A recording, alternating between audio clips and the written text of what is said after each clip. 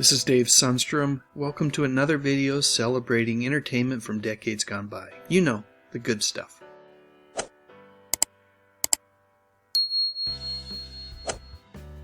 These days, it is super easy to wistfully look back at decades gone by and remember those times as simpler and kinder. Every time you turn on the TV, it seems like we all get hit with a barrage of bad news about people doing not so nice things to other people. I've got to admit, my heart aches to hear stories about people being nice for no other reason than because, simply put, it was the right thing to do. So this video is about one of those moments.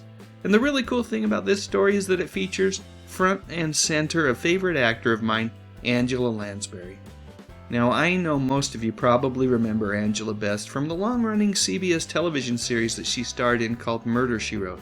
Along with Matlock, watching reruns of this show has become a favorite pastime of my father's over the past decade or so, and with awesome guest stars like Erin Moran, who was reunited with her Happy Days co-star Tom Bosley.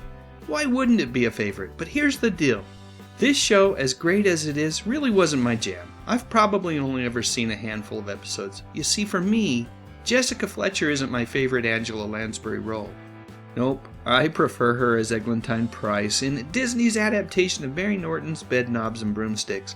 I saw this movie so many times as a kid, and to this day, I rank it right up there with Mary Poppins.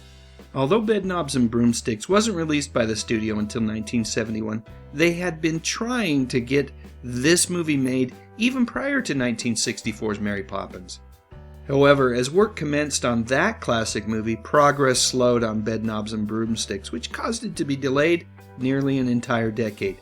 I could go on about this movie because it really is quite wonderful, but I've gotten a bit off track here. So let's get back to Angela. What was the act of kindness that I'm talking about, and who else did it involve?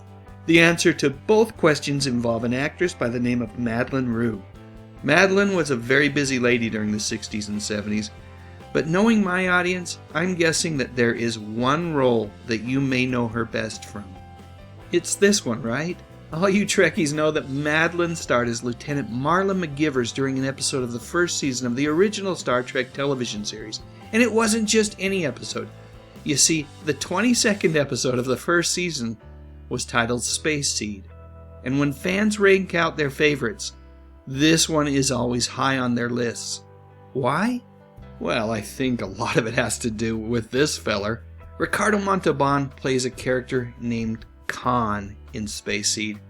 And of course, he returns again to match wits with Kirk and crew in the second full-length Star Trek motion picture, The Wrath of Khan. Buried alive. Buried alive. Something else that folks may remember Madeline from were her frequent appearances on Match Game during the mid-70s. And that game show was absolutely perfect for her sassy personality. What wasn't perfect for Madeline, or for anyone else for that matter, is the disease that she was diagnosed with. Multiple sclerosis is such a horrible thing.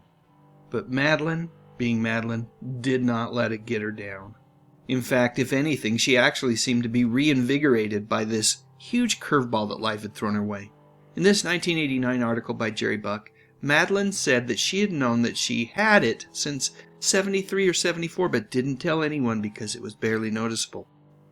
By the late 70s, though, she had to start using a cane, and then in 1981, she started using a wheelchair. Not all the time. She could still get up and do things like get dressed, prep a meal, or drive her car to the studio where she'd work on shows like Chip's Days of Our Lives and Fame.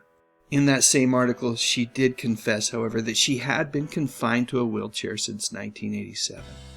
And this is where Angela Lansbury comes back into the picture. I know, I took my sweet time. I'm not sure exactly when Angela became aware of Madeline's situation. I'm guessing it was probably around 1989 when Madeline made her first guest appearance on Murder, She Wrote.